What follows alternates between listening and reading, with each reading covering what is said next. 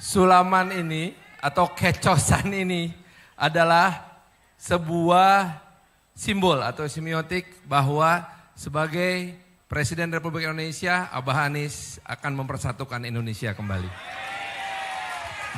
Silakan, Mbak.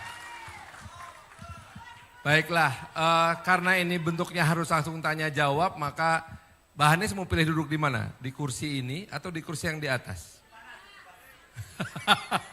Pilih kursi yang stabil. Ini panas kan nih, stabil nggak? Aman lah, aman. Aman lah ya? Kita ini di kursi manapun juga senang-senang saja. Alhamdulillah. Walaupun memang saya sekarang sedang mempertahankan kursi, Bah.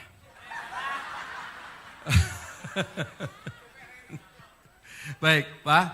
Saya dapat jatah 2 pertanyaan baru saya akan lempar pada Anda semua. Pertanyaan pertama, ini menyangkut masalah hak demokrasi kita dalam budaya Indonesia. Apakah Abah akan melakukan normalisasi terhadap organisasi yang pernah dibubarkan oleh negara beberapa tahun terakhir ini? Sebut aja namanya, jangan takut. Oh ya udah. Ini.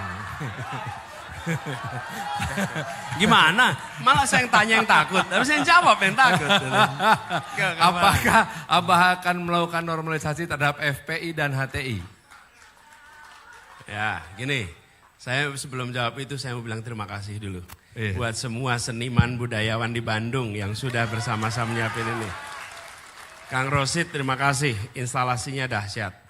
Kemudian saya kalau ke Bandung biasanya nyempetin ke tempat Kang Rosid. Ini lagi masa kampanye jadi gak bisa mampir, Kang. Kemudian Kang Iman Soleh, ini Ledeng, ini komunitas Ledeng luar biasa.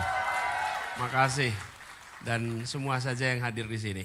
Dan ini adalah memang saya bilang kita ingin agar proses demokrasi kita ini lebih dialogis, lebih terbuka.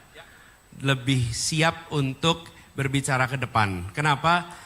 Karena yang sedang kita pertimbangkan untuk diberi kewenangan itu bukan sekedar milih orang untuk fotonya dipasang di ruang kelas, betul nggak, Kang Pan? Betul.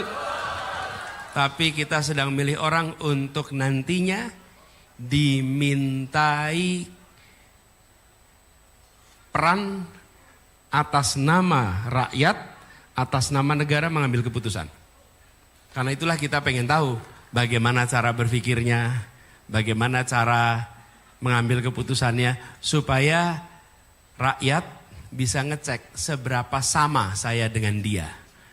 Seberapa sama, belum tentu 100% sama. Tapi paling tidak bisa tahu.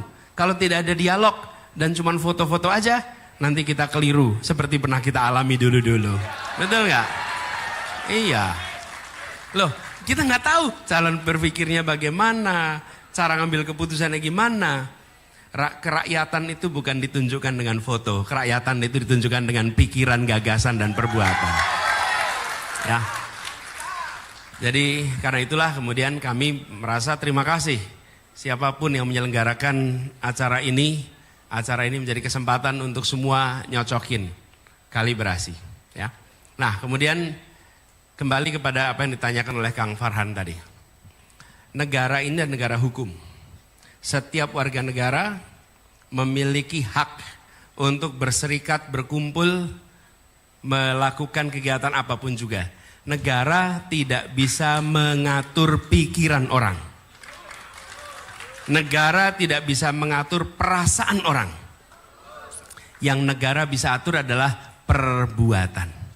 Bila melakukan perbuatan yang melawan hukum, maka hukum akan mengambil tindakan untuk didisiplinkan.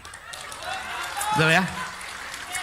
Jadi pikirannya tidak boleh. Nah kita harus menghormati pikiran. Kadang-kadang kita ingin menyamakan pikiran. Kadang-kadang tanpa sadar kalau ada orang beda pikiran harus sama dia dengan saya. Tidak boleh. Tidak boleh. Dalam ruangan ini saja belum tentu semua pikirannya sama. Dan negara tidak pernah bisa mengatur pikiran. Kita mengatur perbuatan. Jadi bila kemudian ada organisasi yang melakukan tindakan melawan hukum, maka hukum akan berlaku pada organisasi itu, apapun organisasinya, dan kemudian dibuktikan di pengadilan. Nah, apa yang sudah menjadi keputusan pemerintah, itu keputusan pemerintah. Sudah jalani kemarin. Jadi bagi kami, kita hormati keputusan yang sudah dilakukan oleh pemerintah. Setuju apa tidak setuju, keputusan itu sudah dibuat, sudah terjadi. Ke depan kita akan pastikan semua organisasi yang menurut pemerintah keliru, maka pemerintah akan membawa ke pengadilan dan pemerintah akan menunjukkan kepada rakyat di mana salahnya. Tapi ketika saya bertugas sebagai presiden, saya tidak akan membubarkan. Saya akan membawa ke pengadilan, minta pengadilan membubarkan. Bila melakukan pelanggaran hukum. Kenapa? Karena kami menghormati institusi pengadilan. Yang sudah kejadian sudah. Tapi ke depan kita hormati pengadilan. Dan disitulah negara demokrasi. Karena kalau tidak, nanti negara ini dijalankan pakai selera. Kalau pakai selera apa? Gini nih, ketika yang dibubarkan oleh negara organisasi yang kita tidak setuju, kita tepuk tangan. Oke? Nanti satu saat negara bisa berbalik, dia akan membubarkan organisasi yang kita berada di dalamnya. Dan kita mau bilang apa waktu itu?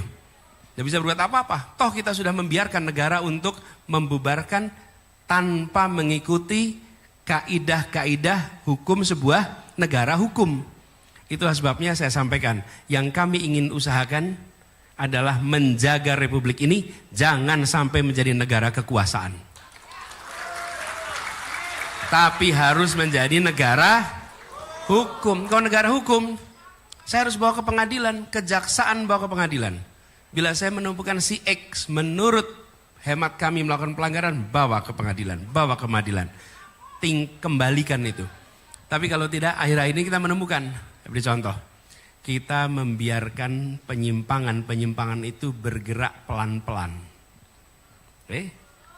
Ada misalnya pembubaran organisasi, udah kita diamkan. Kenapa? Karena kami nggak cocok dengan organisasi itu, biarin aja.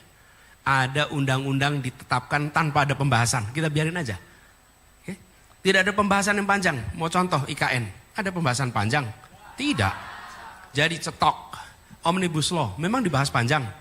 Tidak, cetok. Lalu kita biarkan itu. Diam terus. Semua itu bergerak sampai satu saat baru pada terkejut ketika MK kejadian. Baru, waduh, kok jadi begini? Sudah terlambat. Sudah terlambat, karena itu sekarang kami punya waktu 17 hari lagi nih sekarang ke depan. Pilihan kita dua, mau menjadikan negara ini negara kekuasaan atau mau menjadikan negara hukum. Kalau menjadikan negara hukum, maka kami menganjurkan pilih yang menempatkan hukum sebagai supremasi dalam pengambilan keputusan. Kalau negara kekuasaan, kekuasaan yang akan mengatur hukum.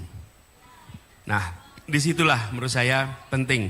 Jadi jawabannya yang sudah terjadi sudah, tapi ke depan seluruh ketentuan mengikuti prosedur hukum di mana pengadilan yang menetapkan, bukan keputusan dari pemerintah.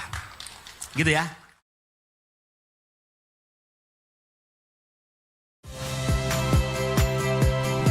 Saya Rahmat Ibrahim. Saksikan program-program Kompas TV melalui siaran digital, pay TV, dan media streaming lainnya. Kompas TV, independen, terpercaya.